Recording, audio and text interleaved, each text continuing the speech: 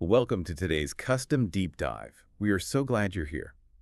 When we look at a great piece of architecture, we uh, we rarely notice the foundational lines right away. We just see a beautiful building. Right, you take in the whole picture. Exactly. You don't stand on the sidewalk and marvel at the brilliant counterbalancing weight distribution or like the load-bearing columns.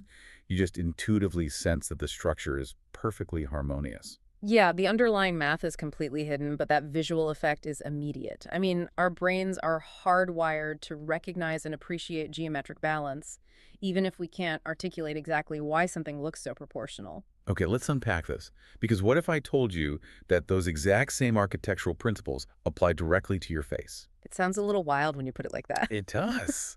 But today we are exploring a really comprehensive guide titled Statement Earrings: How to Frame Your Face with Bold Shapes. And the mission of this deep dive is to understand how this single accessory wields just a disproportionate amount of power over our visual geometry, our outfits, and honestly, our self-confidence. Yeah, and we so often think of jewelry as just a shiny afterthought. Totally. Yeah. Put on your clothes, grab your bag, and maybe throw on some earrings on your way out the door. Right. But the sources reveal it's actually an architectural tool for the face. Today is really about understanding the why behind fashion choices. Specifically, how statement earrings create balance, draw attention, and just elevate a simple outfit into a really memorable look. But before we can talk about what earrings look good, we have to understand the canvas we are working with, right? Yeah. The actual geometry of your face. Yeah, foundation. Right. So choosing statement earrings is exactly like choosing a frame for a beautiful painting. If the frame clashes with the art, it's just distracting. But the right frame makes the artwork pop. I love that analogy. And what's fascinating here is the core rule from the source, which is visual counterbalancing. Counterbalancing, so doing the opposite. Exactly. We are using earrings to create illusions of length, softness, or balance by intentionally doing the exact opposite of our natural face shape. Okay, let's really break down the mechanics of that across the face shapes. Starting with round faces. A round face typically has equal width and length, right? Right. With very soft, curved features, there are no sharp corners. So the observer's eye naturally sweeps across a round face in this continuous circular motion. So if we apply the counterbalancing rule, we need to interrupt that circular sweep. Spot on. You have to introduce vertical lines and sharp angles. So for round faces, this means long drop earrings, strict geometric designs, angular pieces, and rectangle shapes. It creates the illusion of length and definition. You are basically installing architectural pillars on either side of the jaw. That's a great way to picture it. Okay, so let me throw a real pushback at you here. If a round face needs angles, I'm guessing a square face, which has a very strong, prominent jawline, needs circles. Yes, exactly. But wait, if the goal is to soften a strong, angular jawline, won't hanging massive, perfectly round hoops right next to that jaw just create a visual bullseye? Like, aren't we drawing more attention to the very area we are trying to soften? That is a brilliant question.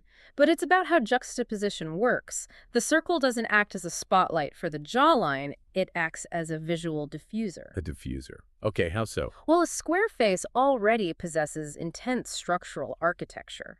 If you wear sharp, angular earrings like triangles or squares, you are just reinforcing those harsh lines. Well, it's like an echo chamber of sharp angles. Exactly. You're making the jaw look even more rigid. So you need round hoops, curved pieces, circular drops, and soft organic shapes to soften those sharp angles.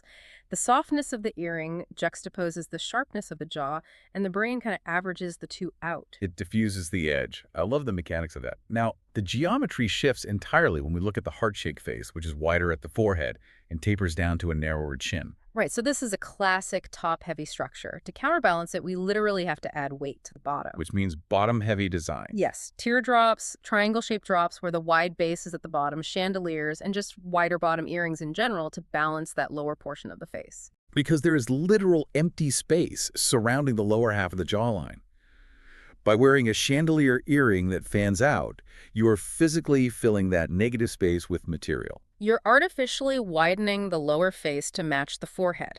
Now, diamond faces are slightly more complex. Prominent cheekbones, right? Yeah, prominent wide cheekbones, bookended by a narrow forehead and a narrow chin. The cheekbones are definitely the star of the show there. For sure. So you want oval drops, curved geometric styles, elegant chandeliers, things that soften the angular features while highlighting those cheekbones. But there is a crucial caveat here. Proportion is everything.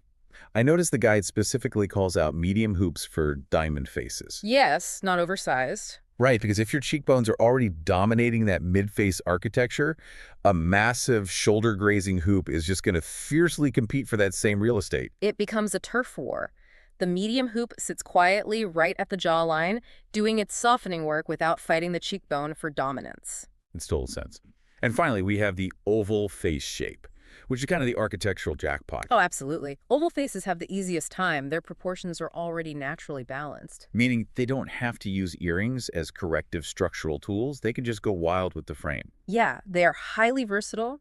Oversized hoops, chandeliers, teardrops, bold sculptural designs. They can handle all of it. Here's where it gets really interesting, though, because knowing your face shape is just step one. Now we need to look at what materials and designs are actually dominating the current fashion landscape. Right, because we are no longer talking about simple gold studs. No, the source describes the 2026 trends not just as jewelry, but literally as wearable art. Let's break down these 2026 trends. First up, oversized hoops. Which are a timeless favorite, obviously, but the modern 2026 versions are different. We're seeing textured metals, intricate embellishments, and really unique, almost imperfect shapes. They look hammered and lived in, like they were forged by hand. Yeah, an artisanal quality, which connects to the second major category, sculptural earrings. These are literal art-inspired designs. They look like miniature modern art installations suspended from the earlobe. They create such a striking visual appeal. And then, for a totally different kind of impact, we have colorful resin. Resin is fascinating. It's bright colors and bold materials for playful expression. But practically, it totally rewrites the rules of weight and volume, doesn't it? Oh, completely. If you tried to create a massive, chunky earring out of metal, it would be heavy enough to physically tear the earlobe. But resin is incredibly lightweight, so it allows for massive volume. Pure dopamine dressing, injecting profound joy right next to your face. Exactly. Then there's the fourth trend, which is geometric shapes. Triangles, circles, rectangles, and abstract designs are just dominating runways and street style right now. Which brings us full circle to our math discussion. People are wearing pure geometry to hack their facial geometry. It's a literal application of the theory. And the fifth trend, mixed metals. Now, wait, let me push back here. Isn't the golden rule of jewelry to never mix silver and gold? That used to be the very strict rule, yes. Yeah. But the source explains that combining silver, gold, and rose gold is actually a major trend now. How does that even work without looking messy? Well, the metals are fused directly into a single, cohesive statement piece. It creates this modern versatility. It makes matching your other accessories so much easier. Oh, it's like buying an area rug that pulls together all the colors of your furniture. If your earring already has silver and gold, it instantly bridges the gap for every other accessory you own. If we connect this to the bigger picture, that concept of a unifying anchor is critical. Because you can have the perfect geometric earring for your face shape, but an earring doesn't float in a void. Right. It exists within the ecosystem of your outfit and your mindset. So let's outline the practical styling rules from the text. Rule number 1, keep necklaces minimal. Or completely absent. You have to let the earrings be the focal point. If you pair a massive resin hoop with a heavy necklace, it's just visual noise. They fight for attention. Rule number 2, utilize updos or tucked back hairstyles to showcase them. You have to clear the canvas. If you let a beautiful piece of wearable art get buried under loose hair, you neutralize the whole architectural effect. Makes sense. And then, of course, matching the occasion. So, elegant for formal events, playful resin for casual outings, plus coordinating colors with clothing accents, handbags, or shoes. Yeah, matching a subtle tone in your earring to your shoe proves intentionality. But honestly, beyond just looking nice, the text shifts to the psychological benefits of all this. The psychology of confidence. Exactly. Statement earrings help wearers express individuality, build social confidence, act as conversation starters, and really create memorable looks. When you walk into a room wearing a striking piece of wearable art, you are handing the people around you an easy, complimentary icebreaker. It lowers the social barriers. But executing this complete style transformation isn't always intuitive, which is why platforms like Apparelizer are so vital right now.